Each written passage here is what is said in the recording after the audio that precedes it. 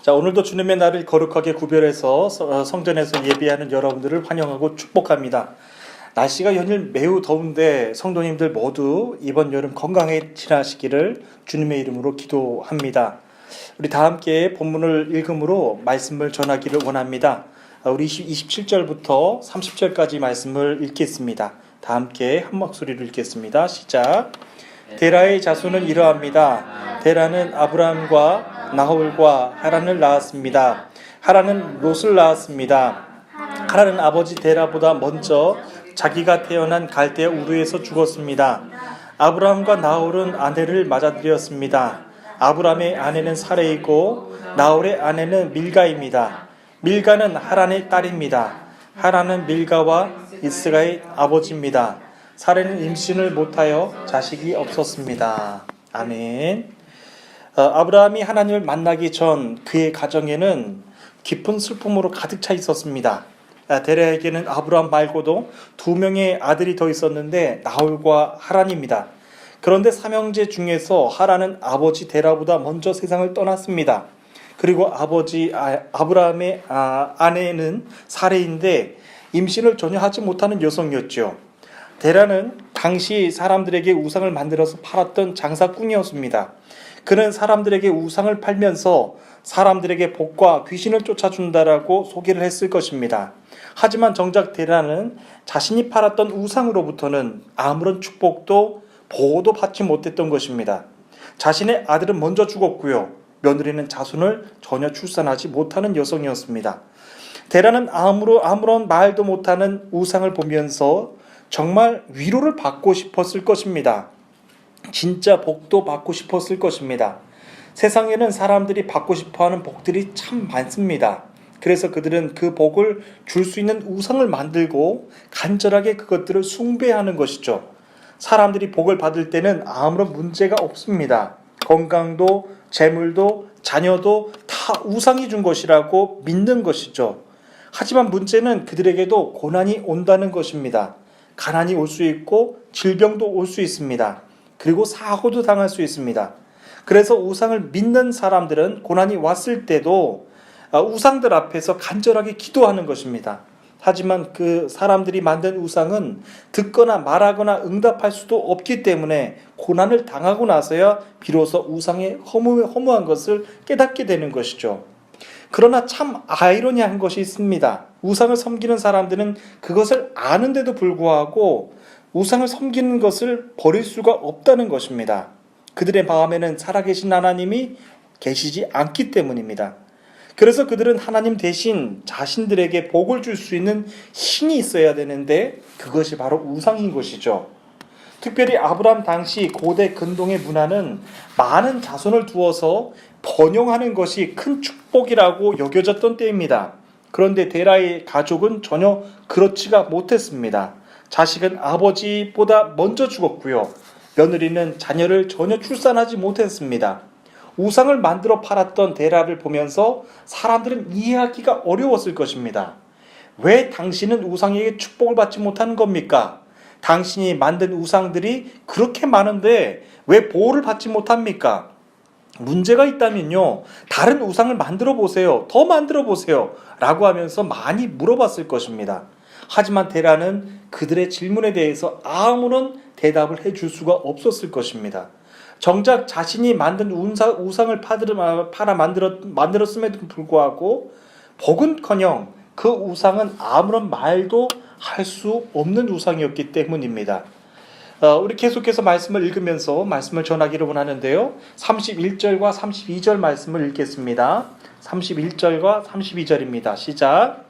데라는 가나안 땅으로 가려고 아들 아브라함과 하란의 아들인 손자 롯과 아브라함의 아내인 며느리 사레를 데리고 갈대아 우르에서 나왔습니다. 그러나 그들은 하란에 이르러 거기에 머물렀습니다. 데라는 205년을 살다가 하란에서 죽었습니다. 아멘. 데라는 자신이 살았던 갈대아 우르에서 더 이상 살 수가 없었습니다. 그래서 그는 갈대아 우르를 떠났습니다. 우상을 섬기는 사람들은 축복에 대해서는 얼마든지 말할 수 있습니다. 하지만 고난을 받는 문제에 대해서는 우상을 자랑하거나 기뻐할 수가 없다는 것이죠. 결국 그들은 수치와 부끄러움을 당하는 것입니다. 시편 97편 7절 말씀에는 조각한 신상을 섬기며 허무한 것으로 자랑하는 자는 그 수치를 다 당할 것이다 라고 말씀하셨습니다. 데라는 결국 갈대아 우르 지방을 떠나기로 결심을 하고 가나안 땅을 가려고 했습니다. 그때 아브라함과 사레, 롯도 함께 나왔습니다. 아브라함은 아버지로부터 충분한 지원을 받으면서 부유한 생활을 했던 사람입니다. 아브라함은 아버지가 가는 곳에 늘 함께 했죠. 데라가 가나안 땅을 가기 위해서 갈대아 우르에서 나왔을 때도 아브라함은 그곳에 함께 있었습니다. 그리고 데라가 하란에 머물렀을 때도 아브라함은 아버지 곁에서 하란에 머물러 있었습니다. 아브라함은 데라가 죽은 후에도 하란에서 머물러 있었습니다. 데라는 하란에서 머물면서 205년을 살다가 죽었다고 말씀하고 있습니다. 아브라함과 그의 모든 식솔들은 데라의 죽음으로 결국 가나안 땅을 가지 못하고 하란에서 머물게 살게 되는 것이죠. 이것이 하나님 없는 사람들의 인생입니다.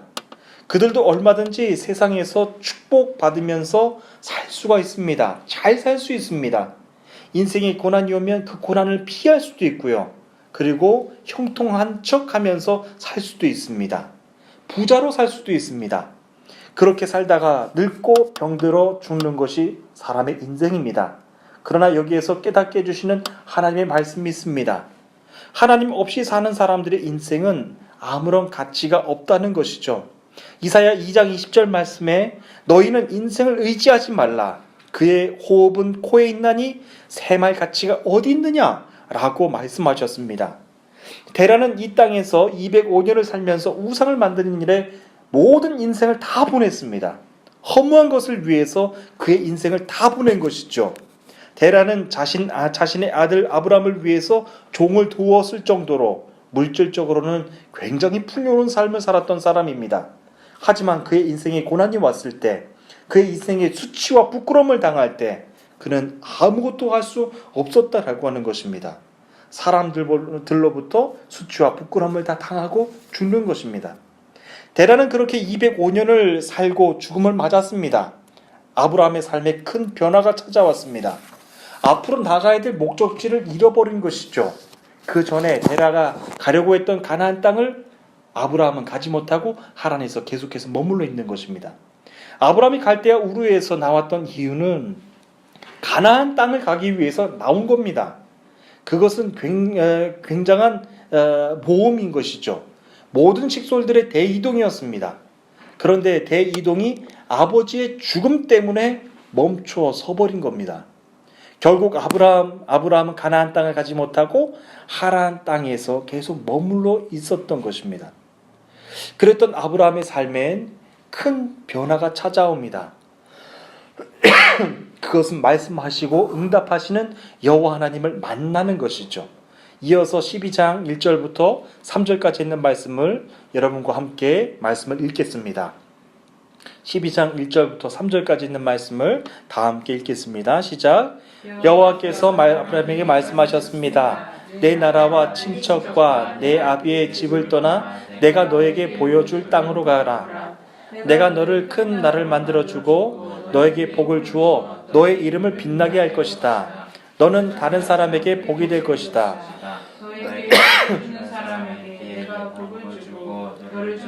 사람들을 내가 저주하겠다. 땅 위의 모든 백성이 너를 통해 복을 받을 것이다. 아멘. 드디어 하나님과 아브라함의 만남이 시작되는 것입니다. 그 만남은 하나님과 아브라함 한 사람만의 만남을 의지하지 않았습니다. 아브라함을 통하여 온 세계에 하나님의 복을 주시기 위한 만남이었습니다.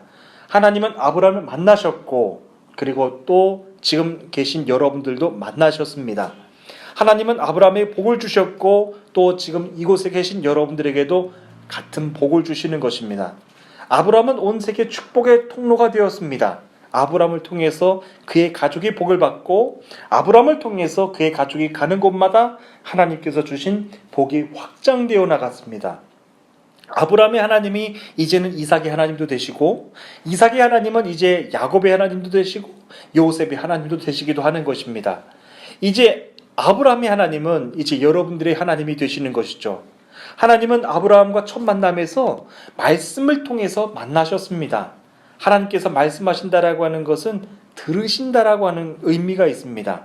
하나님은 들으시고 말씀하시고 그리고 응답하신다라고 하는 것이죠. 시편 34편 4절 말씀입니다. 내가 여호와께 구하매 내게 응답하시고 내 모든 두려움에서 너를 건지셨도다. 저희가 주를 앙망하고 광채를 입었으니 그 얼굴이 영영이 부끄럽지 아니하리로다. 그 권고한 자가 부르짖음에 여호와께서 들으시고 그 모든 환난에서 구원하셨도다 라고 말씀하셨습니다. 이것이 하나님을 만난 사람들의 고백이요 간증인 것이죠. 하나님께서 아브라함에게 말씀하셨습니다. 그 첫 번째 말씀은 소명에 대한 말씀입니다. 소명은 하나님께서 아브라함을 부르셨다라고 하는 뜻입니다.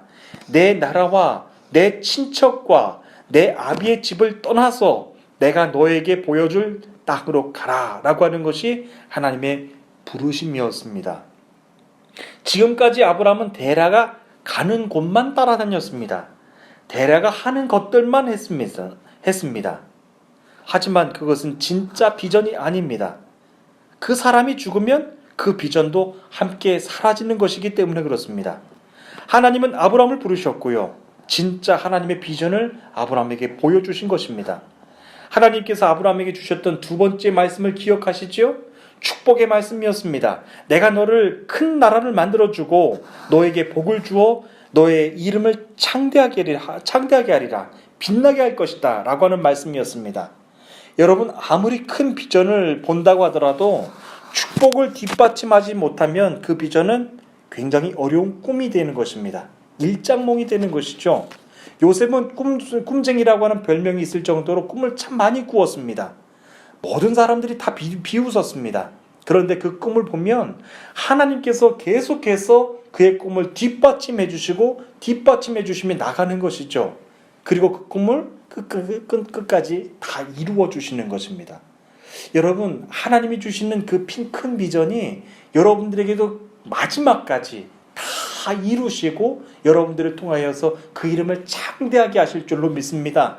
여러분들이 이 터키에서 모든 사람들에게 복을 주시며 모든 사람들을 축복해 주는 그 자리에 여러분들이 있는 것입니다. 저는 여러분들이 가는 곳에 하나님의 은혜와 복이 날마다 넘치게 될 줄로 믿습니다. 자, 하나님께서 아브라함에게 해주신 세 번째 말씀이 있는데요. 아브라함을 복을 위한 도구로만 사용하시겠다라고 하는 말씀입니다. 그 말씀을 들으십시오. 너에게 복을 주는 사람에게는 내가 복을 주고 땅 위의 모든 백성이 너를 통해 복을 받을 것이다 라고 하는 말씀입니다. 다만 너를 저주하는 사람을 내가 직접 저주하겠다라고 하셨습니다. 그러니까 정리하면 아브라함은 축복의 도구로만 사용하시겠다라고 하는 말씀입니다. 이것이 얼마나 큰 복인지 모릅니다. 여러분들을 통해서 이 세상을 축복만의 도구로 사용하시겠다라고 하는 거예요. 다만 여러분들을 저주하는 사람들은 여러분들이 하실 것이 아니라 그 일은 하나님께서 직접 하실 것이니 여러분은 축복의 도구로만 사용하시겠다라고 하는 말씀입니다. 제가 터키로 사역지를 옮기고 나서 하나님께 굉장히 큰 잘못을 한 적이 있습니다. 터키는 하나님께서 축복을 하라고 보내신 땅이었습니다. 기도하고 중보하라고 보내신 땅이었습니다. 이 땅이 억눌린 사람들에게 자유를 선포하며 주님의 복음을 전하라고 보낸 땅이었습니다. 그런데 제 마음에서 자꾸만 불평이 나오는 겁니다. 그리고 믿음의 우월감이 나오는 거예요. 마치 유대인들이 이방인들에게 가졌던 그 선민의식 같은 아주 나쁜 마음이 제 마음속에서 계속 사라지지 않는 것입니다. 하나님은 믿지 않는 민족입니다. 제가 왜 이 민족을 위해서 축복해야 됩니까? 하루에 꼬박 5번씩 우상에게 절하는 아주 우매한 백성들입니다. 그러니 어쩌면 이들에게 가서 복을 전할 수가 있습니까? 하면서 저의 영적인 우월감이 끊이지 않고 나오는 거예요. 그런데 하나님은 저에게 내가 축복의 도구로만 사용받기를 원한다.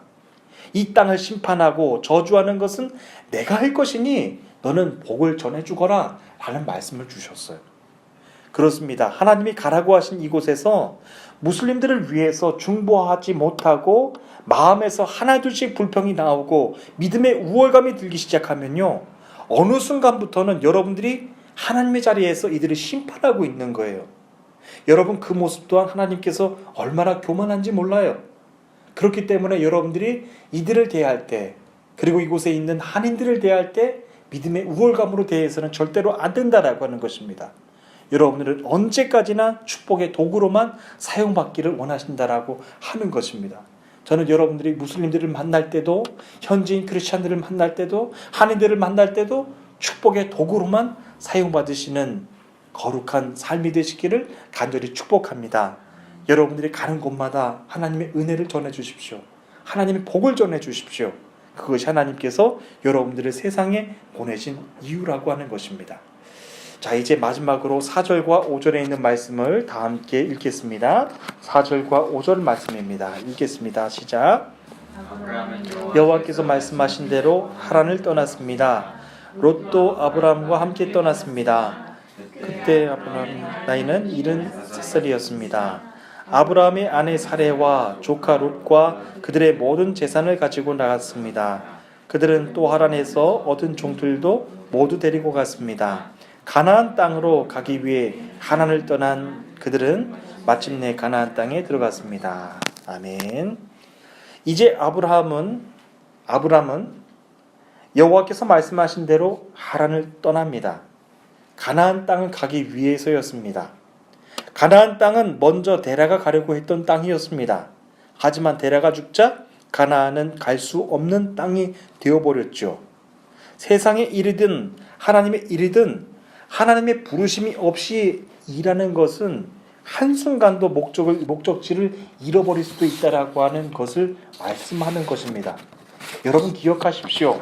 하나님의 일을 함에도 불구하고 하나님 없이 그 목적지에 가는 사람들이 참 많다라고 하는 거예요. 그러나 여러분들이 이끄시는 살아계신 하나님을 여러분들이 정말로 날마다 의지하면 그 목적지는 결국 이루어진다라고 하는 것인데, 사람을 의지하면 그곳은 영원한 하란 땅이 되어버리는 것입니다. 아무리 큰 일을 한다라고 하더라도 소명이 없다면 그 일에 큰 고난을 당할 수밖에 없다라고 하는 것이죠. 불을 끄는 소방관 옷을 입고 있다고 할지라도 소명감이 없는 소방관은요, 불 속으로 들어갈 수가 없는 거예요. 소명감이 확실한 소방관만이 불 속에 들어가서 사람들의 생명을 구할 수가 있는 것입니다. 아브라함이 가나안 땅을 가지 못하고 하란에 계속해서 머물러 있었던 이유도 가나안 땅을 향한 부르심, 하나님의 부르심이 없었기 때문입니다. 하지만 이제 아브라함은 확실하게 여호와께서 말씀하신 대로 하란을 떠났습니다. 그리고 마침내 가나안 땅에 들어갔습니다. 이제부터 아브라함에게 가나안 땅은 데라가 가려고 했던 땅이 아니라 하나님이 부르시는 땅이 된 것입니다.